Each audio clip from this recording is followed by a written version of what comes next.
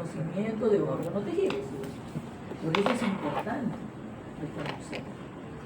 Y después ya te vas al meollo del asunto. ¿Cuál es? Identificar el tipo de necrosis. Y luego viene la parte más interesante, que es la que tiene más valor que el diagnóstico.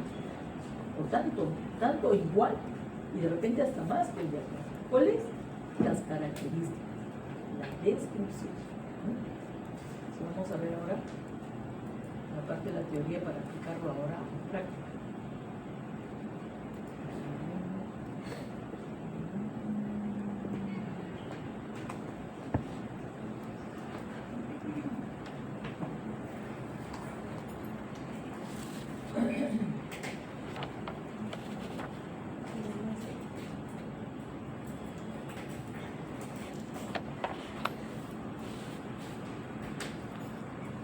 Nos vamos directamente a la lesión irreversible.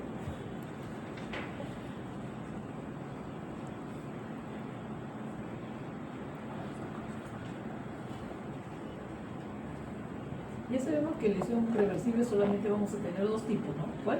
Tumefacción y estatosis. Recuerden que hay nombres que son sinónimos y cualquiera de ellos podemos utilizar, no hay ningún problema. Y todos tenemos que comprenderlo, ¿sí o no? Y saber de qué estamos hablando.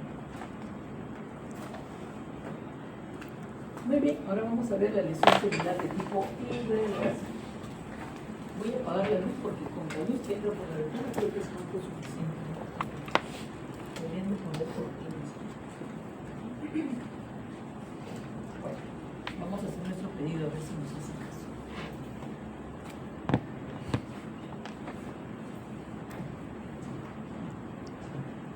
Dice, conjuntos de cambio morfológico que necesariamente van a expresar qué cosa, características de la pérdida de qué, de la vida, ¿no? De la viabilidad celular. Quiere decir que esas características me van a decir que la célula está qué, muerta, ¿sí o no? Eso es lo que quiere decir, ¿eh? Y nos dicen que la causa puede ser un estímulo, la causa misma, que supera la capacidad de sobrevida celular, porque es muy intenso o porque persiste en el tiempo, ¿no? Y esto va a superar el punto de no retorno. Recuerden que si hay un punto de retorno, la célula vuelve a la normalidad, ¿sí o no? Pero si sobrepasas ese punto de no retorno, entonces la célula va directamente. Hemos dicho que una de las lesiones en ciertas estructuras, como por ejemplo el núcleo, ¿no? Si tú lesionas el núcleo, necesariamente vas a matar a la célula. Pero también te han dicho que si das un golpe mortal a la mitocondria, también te lleva a la muerte, ¿sí o no? Pero ¿quién va a ver la mitocondria microscópicamente? Nosotros no podemos verlo con ese microscopio, no sé. Pero sin embargo podemos ver los daños en el núcleo, ¿sí o no? Cualquier daño en el núcleo va a afectar, te va a matar. Y hay otras cosas más, vamos a ver. Bien, entonces, la muerte celular se puede expresar de dos formas. Una muerte patológica que la llamamos necrosis, y una muerte fisiológica que se denomina apoptosis. Aquí está, la apoptosis y la necrosis. Chicos, en el libro de Patología Estructural y Funcional de Robbins, habla de dos formas más. Pero hay una que es la combinación de ambas. ¿Saben cómo se le dice? Le llaman la necroptosis. ¿Han leído? Señorita, ¿no han leído? Ya, pero has leído. O sea, yo no he dicho que has entendido. Has leído nada más que preguntar. Ay, a veces eso nada más. Chicos, atento con la pregunta. Entonces, acá miren, y están las diferencias, miren, ¿no? Miren, una célula normal. Miren qué es lo que pasa cuando hay una lesión de tipo reversible, las células se hinchan. Acá, en la apoptosis, ¿qué pasa con la célula? Miren lo que le pasa a la célula. ¿Se reduce o no se reduce el tamaño? ¿Qué le pasa a la célula cuando entra en necrosis? ¿No? Porque es irreversible. Miren, entra en necrosis. ¿Qué le pasa a la membrana? ¿Se rompe o no se rompe? Se rompe. Permite que muchas sustancias, y especialmente las enzimas, se escapen. Y estas enzimas inclusive llegan a la sangre. Y estas enzimas en la sangre pueden ser detectadas. Miren.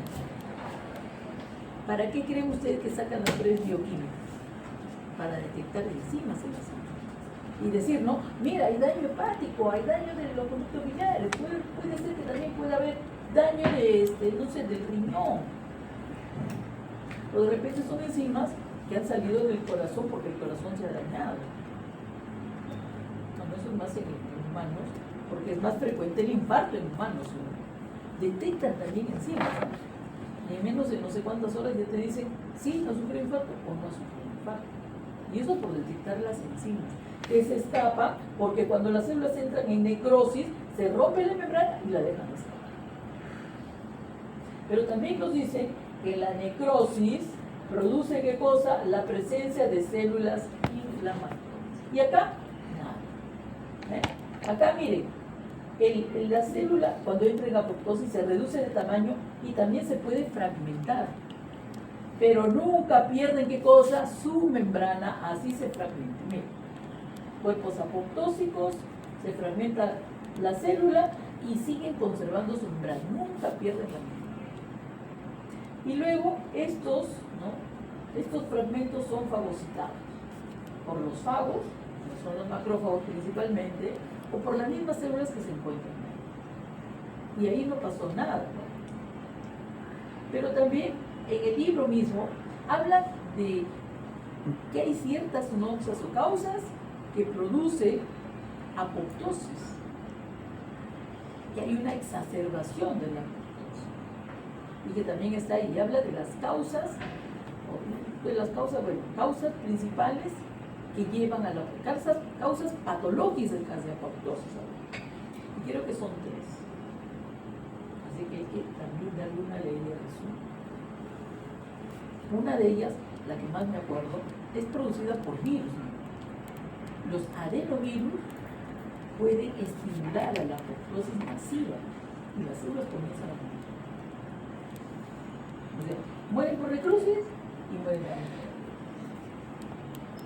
Y acá también hay un cuadro, que el mismo libro lo tiene, no sé si la última edición lo tiene, donde habla acerca de estas diferencias, ¿no? Características, necrosis y apoptosis. Tamaño celular, claro, dice, esto aumenta siempre y cuando, ¿no? La célula pase por una prima celular y la apoptosis siempre se reduce de tamaño. El núcleo, ¿cómo está? Miren lo que dice el núcleo. Lignosis, cariosis, y acá, formación de fragmentos del tamaño de los nucleosomas. Membrana plasmática se rompe, membrana plasmática en la apoptosis intacta, siempre está, ¿no?, completa.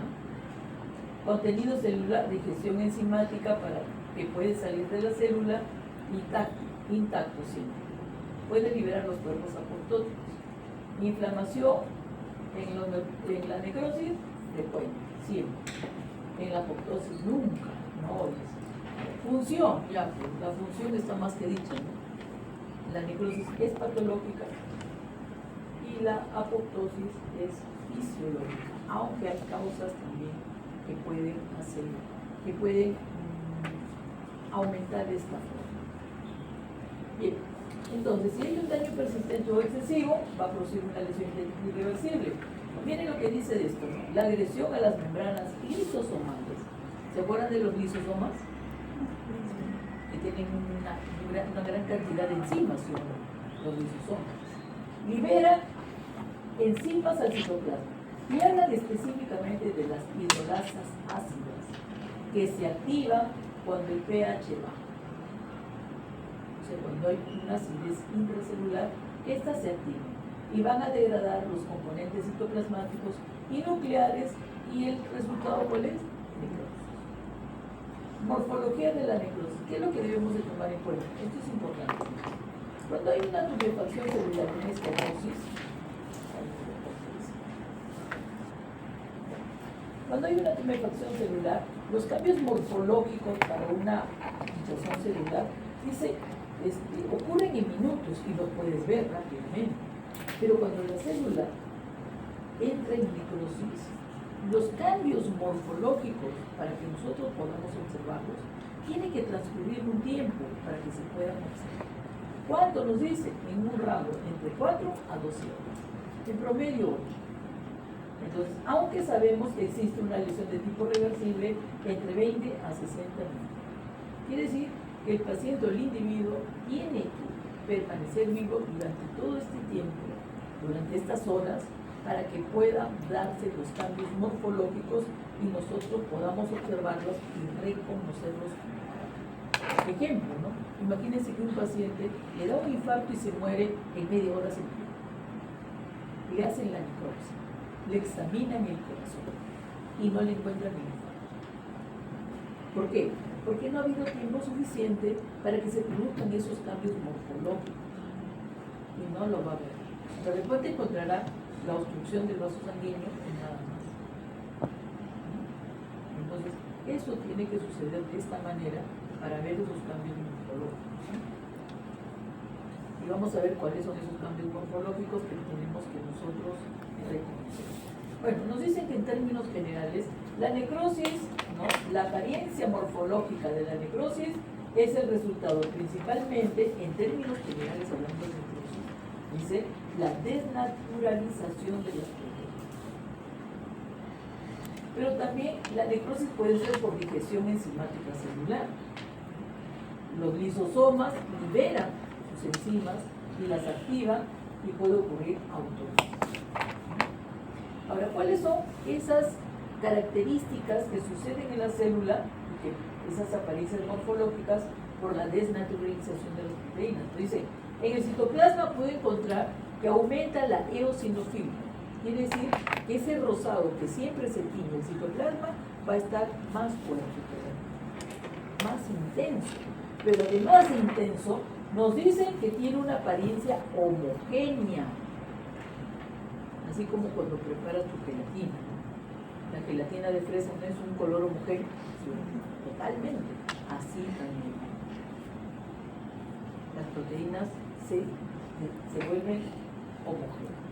Pero también hay cambios celulares. Estos son los cambios citoplasmáticos. Los cambios nucleares son los más fáciles de poder reconocer. ¿Cuáles son esos cambios? Así se llaman: pignosis, cariorexis y carioresis. ¿Qué significa la pignosis? Que el ADN, dice, se condensa, si la cromatina se condensa en una masa sólida y basofílica. Entonces el núcleo, que era grande, bonito, donde se notaba la cromatina, etc., se contrae y se vuelve, ¿no?, una estructura oscura, morada o hasta parece negro, pero se contrae. Entonces, cuando digo que se contrae, necesariamente va a reducir de tamaño, ¿no? A eso se le llama pignosis. Luego puede ocurrir la cariorexis, que viene a ser ¿qué cosa?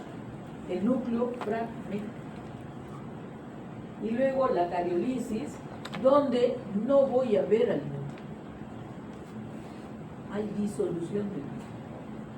Y acá nos dice, por actividad de la ADNasa se desvanece la basofilia de la cromatina. Entonces voy a ver una célula que no tiene núcleo. ¿Y eso qué corresponde? Corresponde a una cariolisis. ¿Sí? Entonces, por estos cambios yo puedo reconocer que estoy viendo una célula en necrosis. Muy bien. Y acá me ponen estos ejemplos de, acá es el núcleo, la célula está con su núcleo bien, normal, y miren lo que pasa en una pignosis. ¿Se reduce o no se reduce el núcleo? Donde yo no puedo reconocer ya nada dentro. Acá estoy viendo el dibujador. No se reconoce nada. Así, pequeño y oscuro, bien oscuro, morado o azul. Luego nos dicen que puede ocurrir, miren, ¿qué le pasó al núcleo acá? Se ha fragmentado. ¿A qué corresponde eso? A la cariorexis. Cuando el núcleo se disuelve, no veo núcleo, eso corresponde a una cariorexis. Y acá nos ponen estos ejemplos. Estos son túbulos, miren, este es un túbulo que tiene sus núcleos. Pero compáralo con estos núcleos. ¿Están oscuros y contraídos? Esto se va. ¿A eso se llama qué? Pignosis. Acá miren, también, miren esos oscuros, donde no conocemos absolutamente nada. Miren el tamaño que deberían de tener los núcleos y miren esos núcleos. A esto se le llama pignosis nuclear. Inclusive también la acidofilia es bastante homogénea, no como acá, miren. Entonces tiene características citoplasmáticas y también características nucleares. En esta otra, tú podrás ver, miren, acá nos dicen, nos señalan una célula y dentro de esta célula ven restos nucleares. ¿A qué corresponde eso? Cariorexis. A la fragmentación, sí. A la Cariorexis. fragmentación del núcleo, que se llama cariorexis. Bueno, y si podemos de repente notar una célula que no tiene núcleo, ¿qué será? La cariorexis. Por ejemplo, mira, ¿ves este túbulo? Bien rosado. ¿Hay núcleo? No. ¿A qué corresponde eso? Cariorexis. Esta es la figura del libro de Atlas de Anatomía Patológica de Stevens y Lowe. Yo les digo, ¿no? Este libro es muy bonito porque te pone el dibujito, te pone tu micro y te pone la explicación, ¿no? Así quién no quiere. Entonces acá te pone la célula que está normal y acá te pone la microfotografía de células que están en condiciones normales y luego te pone, dice, mira, esto corresponde a la pignosis. Mira la diferencia del tamaño y mira ese tamaño. Y acá también te pone células que están con la pignosis.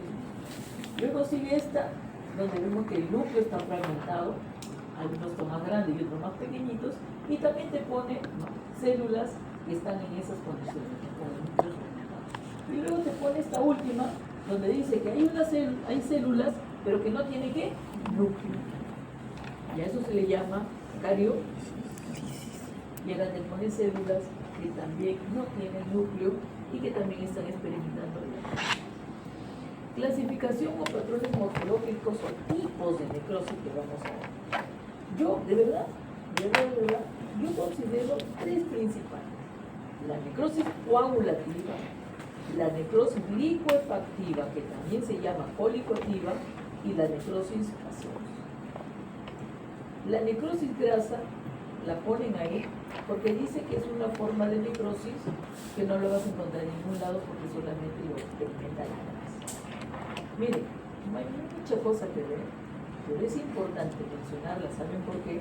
Porque esto lo vamos a ver, la consecuencia de esta necrosis de la grasa la vamos a ver en inflamación. Por eso no dejamos de mencionar. Y como podrás darte cuenta, miren chicos, miren, 1, 2, 3, 4. La gangrena no tiene número, ¿sí o no? Y está más negrita. ¿Y esto qué? ¿Por qué no tiene número la gangrena? Porque la gangrena no es una necrosis. Es mucho más que una necrosis. Y ahora lo vamos a ver. Bien, vamos primero con la necrosis coagulativa. Ahí está. La necrosis coagulativa. ¿Qué dice la necrosis coagulativa? ¿Qué dice acá? Se produce por Desnaturalización de proteínas. estructurales y qué? Y las enzimas. Especialmente la desnaturalización enzimática va a bloquear ¿qué cosa? La lisis, la proteólisis. ¿La lisis de quién? ¿O la degradación de quién? De las células. De las proteínas de la célula. Por eso, por esta razón, esto del bloqueo de la proteólisis celular, es que viene la principal característica de la necrosis coagulativa. ¿Cuál es? Que se conserva, ¿qué dice? La arquitectura tisular. Así te dice la teoría. Se conserva la arquitectura tisular.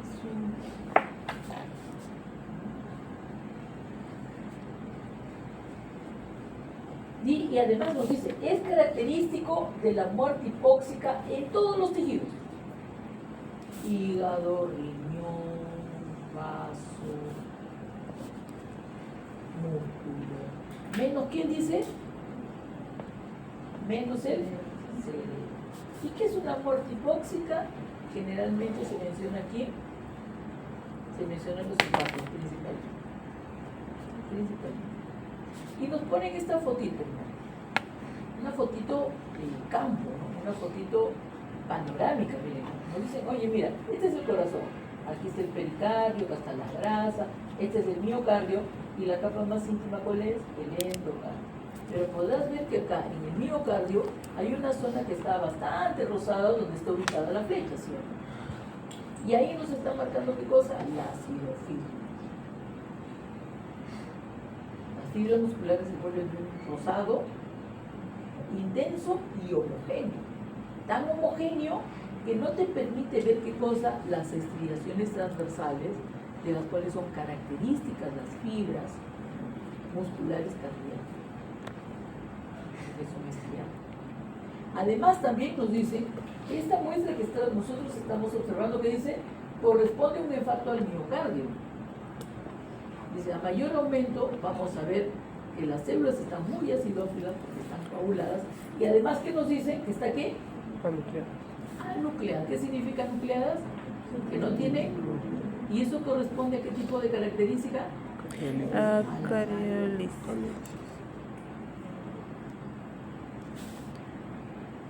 Bueno, luego dice se elimina por coagulación y fagocitos después de una semana.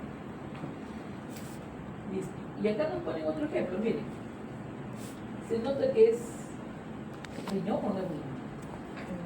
Nos dicen que esta zona pálida que tú ves acá corresponde a un infarto. ¿Y qué hay en un infarto? Hay necrosis. ¿Qué tipo de necrosis? Acá te lo dice. ¿Necrosis qué? Coagulativa. Donde la célula está muerta y sigue permaneciendo en su sitio, conservando qué cosa? La arquitectura tisular. Entonces acá vemos que las células están muertas y siguen conservando la estructura de qué? De fibra muscular. Eso significa conservar la arquitectura tisular. Porque esto de esta frase de que se conserva la arquitectura tisular es una frase teórica, ¿sí?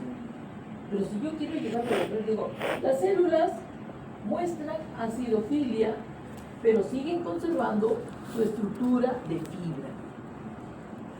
Eso es lo que estoy diciendo con respecto a la teoría. Como acá, ¿no? Me dicen que esto es una necrosis coagulativa y acá me pone esta microfotografía donde tú puedes ver que aquí hay una letra I, ¿ve? Y acá hay una letra N. Y tú puedes trazar una línea porque estos túbulos que están acá son diferentes a estos túbulos que están acá. Los que están acá todavía muestran ¿qué cosa? Muestran núcleos, ¿eh? Y los que están acá se conserva todavía la forma de estructura tubular, ¿pueden verla? Pero ninguno de estos tiene núcleo, ¿sí o no? ¿Y cómo se le llama cuando no hay núcleo? Cariolisis. Si está muerta, no tiene núcleo, se llama Cariolisis. Entonces, se cumple con la característica, se mantiene la estructura ¿qué? La estructura tubular. Se mantiene la estructura tubular, pero ningún túbulo, el epitelio muestra núcleo. Y eso es característica de necrosis que se denomina cariolisis. ¿Sí? Bien. Acá hay otro riñón. Miren, este riñón es un riñón lobulado. ¿A qué especie pertenece? Bovino. A un bovino. Y podrás ver que hay unas zonas que son pálidas, ¿no? Miren, ¿sí? Rodeadas por un halo bien rojito. Entonces, ¿esas son zonas de qué? Zonas también de infarto. Es una necrosis. Y miren ustedes acá, ¿ven? ¿Se nota qué lado de los túbulos está en necrosis? Están más rosados, ¿sí? Pero ninguno posee ¿qué? Ninguno. Y eso corresponde a una característica nuclear que se llama cariolisis, y el citoplasma creo que también está experimentando un incremento de la acidofilia. Bien, pasemos a la siguiente necrosis. ¿Cómo se le llama la necrosis? La necrosis lipoefactiva. ¿Otro nombre que tiene la necrosis lipoefactiva? No te olvides, ¿ah? Porque a veces preguntan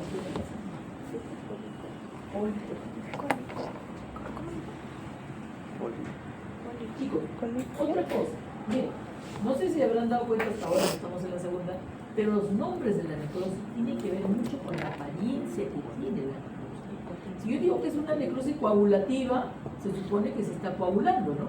Que se está desnaturalizando. Cuando yo digo que es una necrosis licuefactiva, necesariamente, si yo digo que hay una licuefactiva que viene de licuación, ¿sí? ¿Y qué significa licuar? Triturar. ¿Convertir en qué cosa? En líquidos. Tú metes a tu licuadora tu fresa, tu piña, tu papaya, y no te lo deja líquido, ¿o no? Lo licuado, ¿sí? Entonces, en esta necrosis, la zona necrosada se va, ¿qué cosa? A licuar. Las células del tejido muerto se va a licuar. Se va a convertir en una sustancia líquida, pero no como el agua, densa, dice, densa. Bien, entonces nos dicen acá, cualquier causa, cualquiera sea la causa, dice, la causa, la licuefacción digiere completamente a las células, o sea, las vuelve líquidas. Es la transformación del tejido en una masa viscosa líquida. ¿Por qué te dice que es viscosa? Porque no crees que es tan líquido como el agua, sino tiene densidad, densa, es viscosa y líquida, ¿eh? Pero nos dice también que hay dos tipos de necrosis licuefactiva, la autolítica y la heterolítica. La autolítica, ¿dónde sucede? En el sistema nervioso central. En los infartos del sistema nervioso central. Voy a tener una necrosis autolítica. Dice, por licuefacción. ¿Por qué? ¿Por qué en el cerebro ocurre eso? ¿Por qué en el sistema nervioso central ocurre eso? Por su composición, dice, estructural rica en líquidos. Que no hay otra. Y bueno, y también nos dice que la necrosis licuefactiva de tipo hetero, auto es uno mismo, ¿sí o no? Hetero es algo diferente, ¿sí o no? Entonces quiere decir que aquí la causa de esta licuefacción no es de las propias células, sino de otras células que llegan y van a licuar el tejido. Dice, ¿quién las provoca? ¿Quiénes son las causas? ¿Quiénes son las causas? Las infecciones bacterianas. Las infecciones bacterianas son las causas de la necrosis licuefactiva. Pero dice que estimula la acumulación de ¿qué? De células inflamatorias. ¿Qué tipo? Los neutrófilos. Y nos dice que frecuentemente el material es un amarillo cremoso. O sea, macroscópicamente, ¿de quién estoy hablando? De la pus. ¿Quién no conoce la pus? Entonces quiere decir que la pus es un ejemplo de una necrosis licuefactiva de tipo heterolítica, porque son las enzimas de los neutrófilos los que van a venir a licuar todo. Pero ¿quién lo provoca? ¿Quién lo provoca? ¿O quién la causa? Las infecciones bacterianas. Miren, dice, en la infección bacteriana, mira, infección bacteriana focal, estimula la acumulación de células inflamatorias, en este caso neutrófilos, y frecuentemente el material es amarillo cremoso. Este material amarillo cremoso no es sólido, sino es líquido. ¿Quién no ha visto la pus ahí derramándose por ahí? ¿No? ¿Sí o no? Más si te sale en la cara, todo el mundo se te quiere aventar a reventar. O todo el mundo te mira. ¿Por qué mira? Porque hay algo diferente en la cara. Bien. Entonces, autolítica y heterolítica. Vamos a ver los ejemplos. Miren, ¿ven este cerebro? Bueno, este cerebro es humano, por si acaso. Es de animal, es de humano. Porque en humanos es frecuente que causa los infartos al cerebro, como los infartos del corazón. En los animales no. Aunque hay un síndrome, creo, en gato, que sí produce infarto del cerebro. Nada más. Y ni siquiera todos los gatos. Entonces, en los animales está descartado el infarto. Es raro que lo hagan.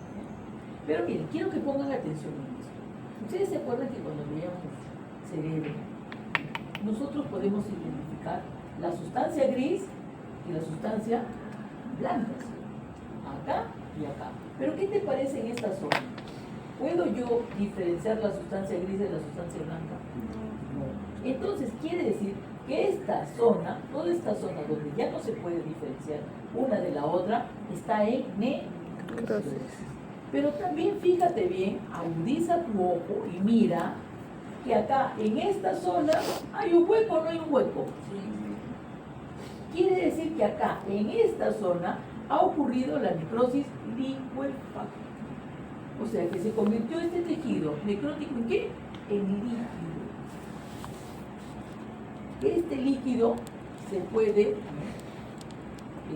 eliminar, el mismo organismo lo elimina y deja ¿qué cosa? Un vacío. Un vacío. A ver, ahora que vayan a su casa y que buscan por ahí, a ver, busquen un infarto en el cerebro o busquen una tomografía de un paciente con un infarto del cerebro que ya ha sido antiguo. ¿Qué vas a ver? ¿Qué vas a ver ahí donde ha habido infarto? No vas a ver nada. No hay nada, no queda nada. En el cerebro, por su estructura y su conformación, no se pueden dar fenómenos de reparación como en otros tejidos, ¿no? Que se te forma tu cicatriz. En el cerebro no se puede formar ninguna cicatriz. Lo que se pierde se pierde. Y así sucede.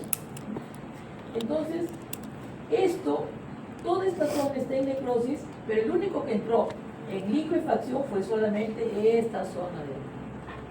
¿Por qué no se ha licuado todo esto? Porque recuerden que para que las características morfológicas se expresen, tiene que transcurrir un tiempo, ¿sí o no? Entre 4 y 12. Quiere decir que de repente esta zona de acá fue la primera a entrar en necrosis y tuvo la suerte de licuarse, pero estas no, porque no ha transcurrido el tiempo suficiente. ¿Sí? Mire, esto es lo que sucede en nosotros los humanos. Y esto puede ser por aterosclerosis. Pero ¿qué sucede en los animales? Miren, los animales no sufren frecuentemente de infartos del cerebro. Sin embargo, podemos encontrar necrosis en el cerebro. En este caso, por falta o deficiencia de una vitamina, que es la vitamina B1, llamada tiamina. Pero deficiencia en quién? En un animal pobre. En este caso, era el cerebro de un ternero que tenía deficiencia de vitamina B1 y que le provocó necrosis. Miren, ¿dónde está la necrosis? Acá, en esta zona. ¿Ven esos vacíos pequeñitos? Acá también. Esas han sido las zonas de necrosis y donde ha habido, ¿qué cosa? Licuación del tejido. Pero son pequeñitos, ¿no? Acá también. Por deficiencia de vitamina B1 o llamada tiamina. En un animal pobre, necesariamente tiene que ser. ¿Cómo lo vemos microscópicamente esta necrosis? Miren, como hay licuación del tejido, lo único que vamos a encontrar, ¿qué cosa es? Espacios. Donde no hay nada, o que pueden estar ocupados por células de la glía si los espacios son pequeños. Pero si son amplios, ya no vas a encontrar nada. Nada de nada, un vacío. En el caso del ternero, esta es la imagen microscópica, que también hay espacios vacíos y algunas células de la glía que ahí están ocupadas. Eso es lo que se observa. Por eso es que le ponemos láminas de necrosis de tipo licuefactiva autolítica. Y preferimos poner necrosis licuefactivo de tipo ET, que macroscópica vamos a verlo como ¿qué? Como la necrosis. Entonces, acá ves un caballito que está eliminando por los hollares pus. O este ejemplo, ¿no? Que son los cuernos uterinos, que parece que es de una perrita, que está llena de ¿qué? De pus. ¿Cómo se le llama eso? Pío. ¿Cómo se ve microscópicamente esta necrosis de tipo licuefactiva? Miren, acá no nos han puesto la necrosis licuefactiva, pero sí nos han puesto una foto donde podemos, ¿qué cosa? Identificar a los neutrófilos. Los neutrófilos tienen núcleo segmentado, ¿sí o no? Que puede estar totalmente separado o que puede estar unido, que parece una pequeña rayura, ¿sí? Pero en esta necrosis licuefactiva, hasta los neutrófilos que le podemos encontrar. neutrófilos vivos y neutrófilos vivos. Aquí, la tarea principal, ¿qué cosa es? Identificar a los vivos. Esta de acá, este es para identificar a los vivos. Esta de acá es una microfotografía de un absceso. Miren, abscesos microscópicos, si no, lo estoy haciendo microscópicamente. Acá hay una zona en la cual no se puede distinguir nada y que probablemente sea la zona de licuación. Todo se licúa, ¿no? Se licúa el tejido muerto, que está producido por las bacterias, se licúan los neutrófilos también. ¿Y qué voy a encontrar? Pues encontrarán restos citoplasmáticos y nucleares. ¿Cómo identifico que son restos citoplasmáticos? Porque está rosado. ¿Cómo identifico que son restos nucleares? Porque está moradito. Y eso es todo lo que podemos ver. Pero como ves, es focal. ¿Sí? Bien. No te olvides que la causa principal para la electrolítica, ¿cuál es? La infección de bacterias. Bacterias. Bueno, ahora la necrosis gaseosa. Bien. La necrosis gaseosa. El término gaseosa viene de caseína. ¿Te acuerdas de la caseína? La caseína, ¿te acuerdas o no te acuerdas? No te acuerdas. La caseína viene, el término gaseosa viene del término caseína. La caseína es una proteína. ¿Dónde se encuentra esta proteína? En la leche. ¿Sí? Entonces, esta proteína, cuando se le pone una sustancia ácida, ¿qué pasa con la caseína? La caseína se precipita, se coagula. ¿En forma de qué? En forma de grumos. ¿Alguna vez has hecho queso? Caseramente. ¿Nunca? Sin nada. A ver, ¿qué pasa a la leche cuando le pongo ácido? Le pongo limón, ¿qué pasa? Corta. Ay, se corta, dicen, ¿no? ¿Y por qué dicen que se corta? Porque se vuelve media sólida, porque se vuelve grumosa, ¿sí o no? Y el sabor también cambia, ¿o no cambia? Entonces tú lo cuelas y vas a juntar, ¿qué cosa? Grumos, ¿no? Si esos grumos agarras y lo comienzas así a comprimir y te quedas solamente con los grumos, ese va a ser ¿qué? Tu queso. Le echas sal y ya está tu queso. Pero tienes que apretar bien. Para hacer 1 kilo de queso, ¿cuántos litros de leche creen que? 8 litros. Y ese líquido que bota, ¿cómo se le llama? Se le llama suero. Dice que es bueno, es un probiótico. Que es bueno, dice, que deberíamos de tomarlo, porque eso le hace bien a nuestra microbiota. Pero si tú tomas el suero y te da diarrea, quiere decir que tu microbiota está hasta el 100, tiene que cambiar. Porque no le hace nada, quiere decir que tiene una buena microbiota. Pero generalmente a nosotros nos gusta comer la comida chatarrasa, harta, así. Entonces, yo digo que el suero es magnífico. Creo que en Israel, no sé qué, debe ser uno de los países, ellos toman siempre el suero. Bueno, entonces vamos a ver. Cuando la caseína se precipita, forma grumos. Y esos grumos se parecen mucho a la necrosis gaseosa macroscópicamente. ¿Ya? Eso es para que entiendan y no digan acá, como dice acá, ¿no? Ah, ¿cómo es la necrosis gaseosa? Tiene forma de queso. No, pues, no tiene forma de queso. Tiene forma de grumos. Cuando se precipita la caseína para que te hagas tu queso. ¿Ya? Así es la realidad. Eso es. La necrosis gaseosa es grumosa, grumitos. Así es la necrosis. Y todavía dice que tiene un tinte medio amarillo, no tiene un color amarillo, un tinte amarillo. Que a veces se torna blanco. ¿Quién sabe por qué se torna blanco?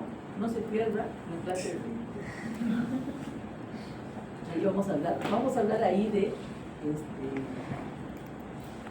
inclusiones, sustancias que están dentro de la célula o fuera de la célula. Y dentro de ellos está el calcio. Bueno, otra cosa, miren, una cosa muy importante. ¿Qué nos dice? Que la arquitectura tisular está, ¿qué cosa? Alterada. Completamente. ¿Eso qué quiere decir? Que yo cuando vea la necrosis gaseosa no voy a poder reconocer qué órgano o tejido estoy viendo. ¿Entendido? Cuando estoy viendo la necrosis gaseosa, yo no sé qué estoy viendo. Yo no puedo reconocer a qué órgano o tejido pertenece. No como la coagulativa, ¿no? La coagulativa, la célula está muerta, pero sigue ahí. Acá todo se ha vuelto. ¿Cómo se ha vuelto? ¿Cómo lo voy a ver? Nos dice, esto de forma de grumos es una característica macroscópica. ¿Y cómo lo veo microscópicamente? Bueno, dice, microscópicamente aparecen residuos granulares amorfos. Sí, residuos granulares. Ah, muy bien. ¿Y qué más? ¿Qué color tiene? Porque son células fragmentadas, coaguladas. Fragmentadas y coaguladas. Cuando se coagulan, ¿qué color tiene? Rosado homogéneo, ¿sí o no? Pero están rotas, fragmentos. Tienes fragmentos citoplasmáticos. ¿De qué color? Son los fragmentos citoplasmáticos rosados, acidófilos. Pero también vas a encontrar rosado, también vas a encontrar restos nucleares que son. ¿Sí? ¿Cómo se ve? Ahorita vamos a poner cómo se ve. La imagen macroscópica no ayuda mucho, pero acá, en estos pequeños, en este grande, acá en el medio, y acá también, deberíamos de ver los grumos que no se ven. Aquí está. Esto es un pulmón que tiene una enfermedad, porque esta necrosis gaseosa se presenta principalmente en qué tipo de enfermedad? Tuberculosis. Ojo, que la tuberculosis es una enfermedad muy importante porque es zoonótica, ¿entendido? ¿Ah? Entonces, eso es lo que vamos a ver. ¿Cómo veo microscópicamente? Miren, dentro de toda esta estructura así redondeada, en el centro, ¿qué voy a ver? La necrosis gaseosa. Profesora, no se ve, no te preocupes, acá no se ha puesto muy mal. Ahí está. Miren, todo lo rosado, ¿qué cosa es? Son fragmentos de células, de citoplasma. Son células que han sido coaguladas, pero que están fragmentadas. Tú ves que hay una forma regular, que digo, oye, mira, acá hay una célula que hay otra. No, son fragmentos de células. Lo rosado pertenece al citoplasma y lo morado pertenece aquí a los nucleotidos. Ahora, ¿qué órgano es?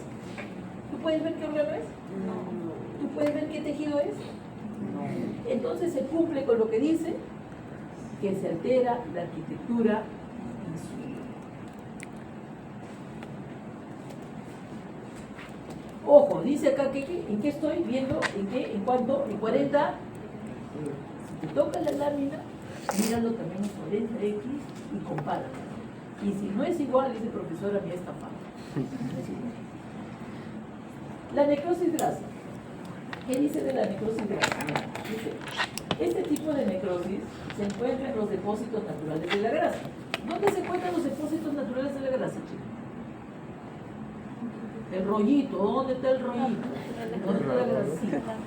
En el tejido subcutáneo, ¿sí? En el tejido subcutáneo se puede acumular la grasa.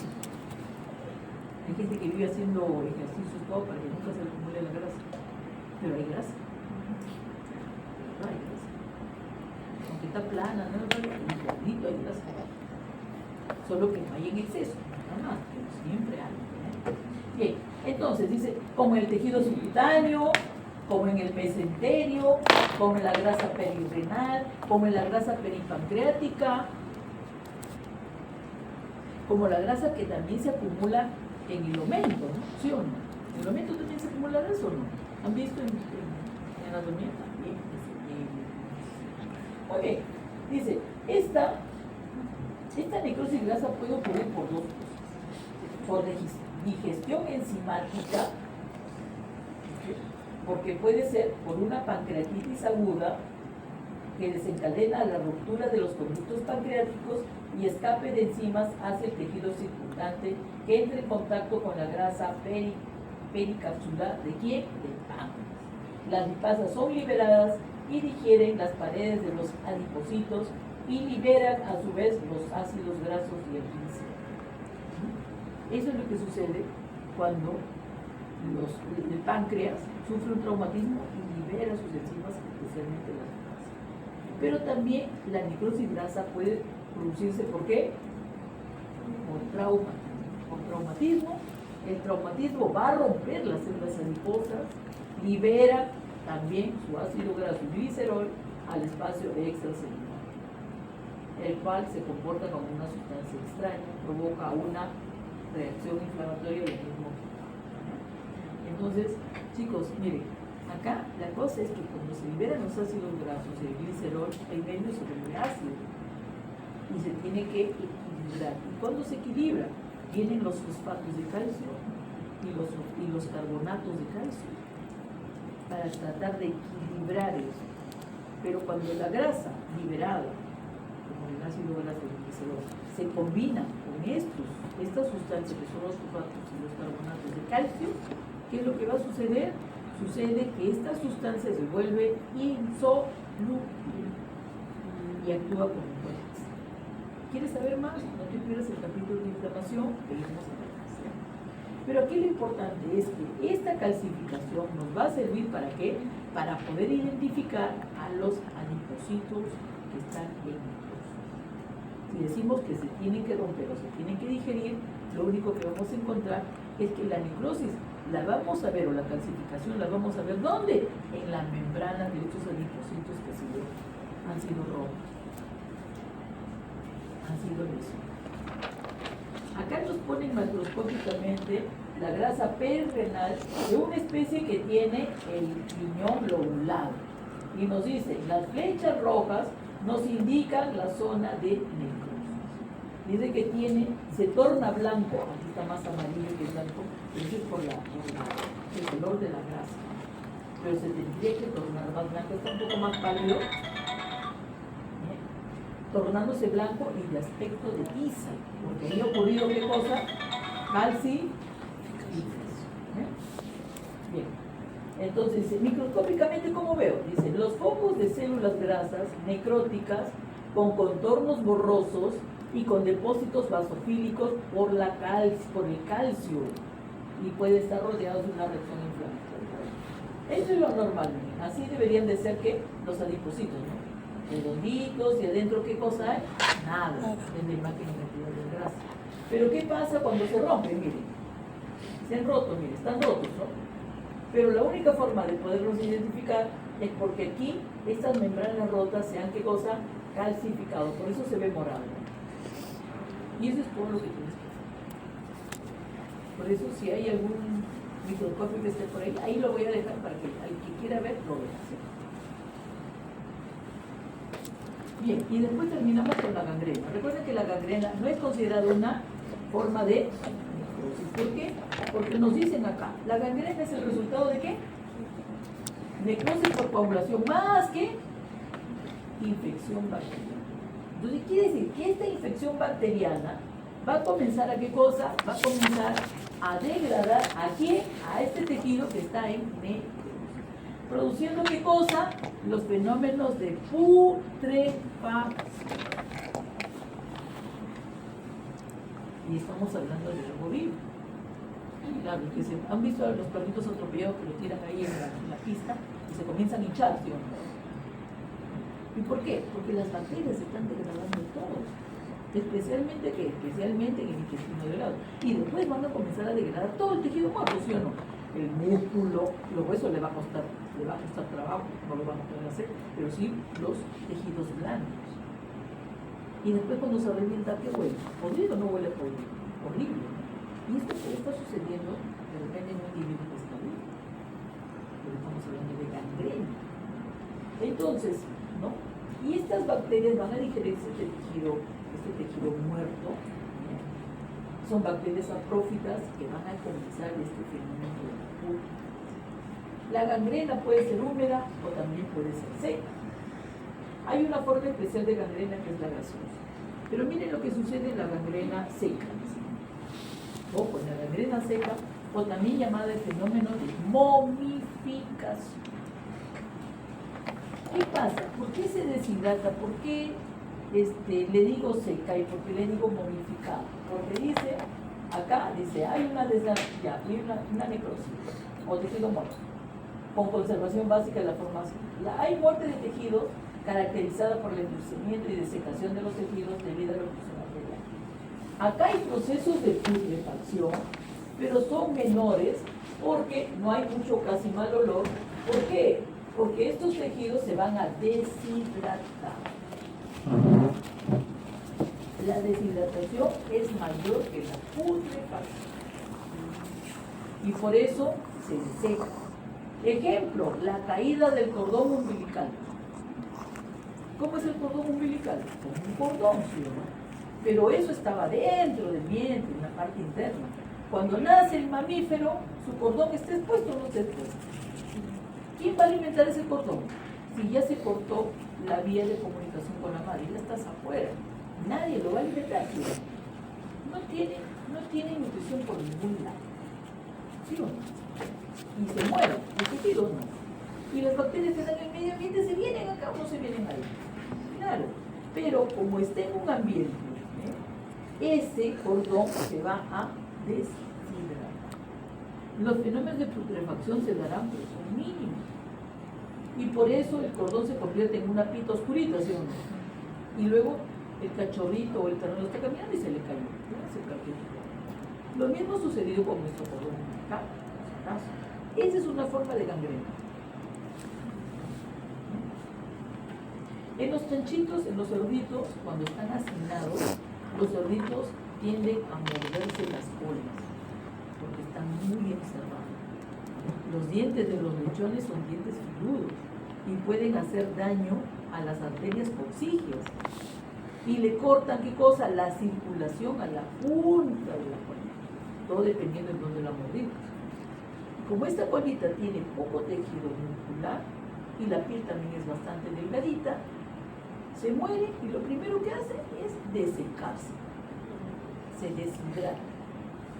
No se ve mucho fenómeno de putrefacción ni puede.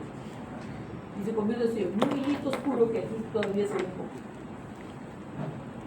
Y luego, ¿qué pasa con la colita? Se cae. Y te queda el cerdito, te queda así, una colita por eso antes muchos, uno de los manejos era quebrarle los caninos a los lechones. Mi madre. Quebrarle los caninos. De ahí quebraba. Un alicate. Y los dos pobres gritaban, tranquilo. Los tejidos se presentan secos, totalmente, por eso se le llama momificación.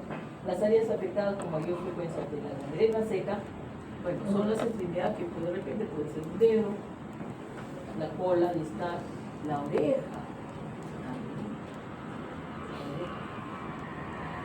la mano. Por ejemplo, los que están en climas extremadamente fríos, ¿no? Se tapan las orejas, se ponen los guantes, ¿no? Porque también la vasoconstricción por el frío puede hacer que ya no se irrigue las partes más distales o los bordes, y también porque no hay irrigación se seca y se cae también. Lo mismo que los dedos, la punta de los dedos. Por mucho frío, después está un frío intenso, también puede llegar a producir o gangrena, una gangrena así. Bueno, la gangrena húmeda con predominio de necrosis cólico-activa, que resulta de la acción de las enzimas que digieren las células y las transforman en líquidos proteicos. Pero aquí, ¿quién está ejerciendo esas enzimas o quién está ejerciendo esa degradación? Las bacterias. Las bacterias producen putrefacción. Es una combinación de muerte de tejidos mal perfundidos e infección polimicrobiana, con participación de gérmenes anaeróbicos o el flujo bacteriano, que llevan a la producción de un exudado de pésimo olor. La lesión puede ser a nivel de la piel debido a un vendaje apretado, o a nivel del tracto intestinal, o a nivel pulmonar debido a una aspiración de sustancia irritante como medicamentos o líquidos refinantes. Es aquella que los procesos de putrefacción son rápidos y agresivos. Rápidos, agresivos y tienden a invadir. Y acá nos ponen como ejemplo esto. Miren esta mama. Esta es una glándula mamaria. Parece que es una cabrita, es una oveja. Parece que es una ovejita. que ha sufrido una inflamación intensa que le ha producido necrosis. Es una mastitis necrótica, pero que rápidamente ha sido, ¿qué cosa? Ha sido contaminada por las bacterias. Y miren el color que tomó. ¿Ven el color? Un color violáceo, ¿no?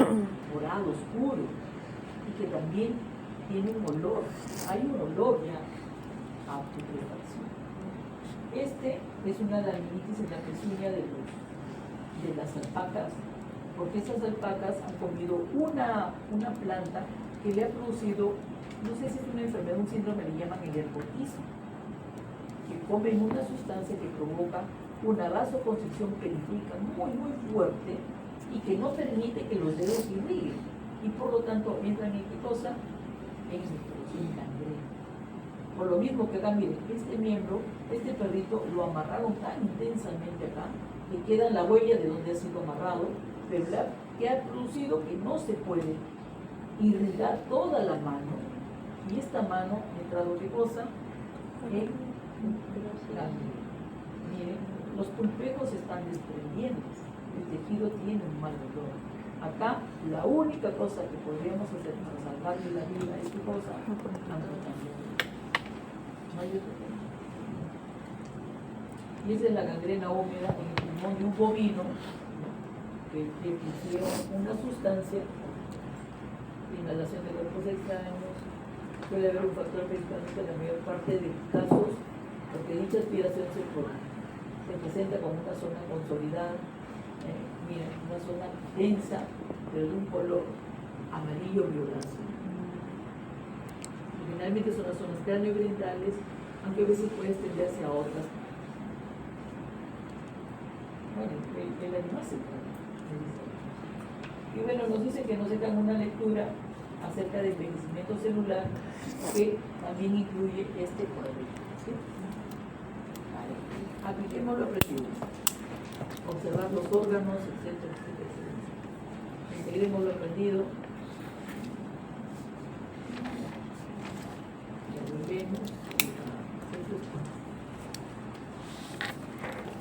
Una cosa que sí tenemos que tomar en cuenta es que las lesiones reversibles, ¿no?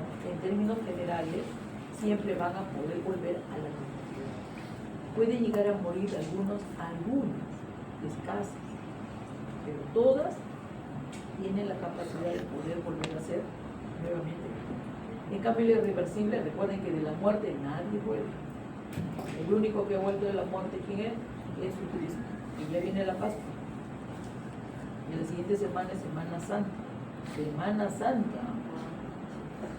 Es el domingo de Ramos. Lunes Santo, martes Santo, miércoles Santo, jueves Santo, viernes Santo, sábado de gloria, domingo de Pascua de Resurrección. La fiesta de las fiestas para los cristianos. Muy bien, chicos, entonces ahora nos toca ¿qué cosa? Ver qué cosa, ver todo esto que hemos estado hablando y que algunos ya se estaban durmiendo, ¿eh? Ahora vamos a ver.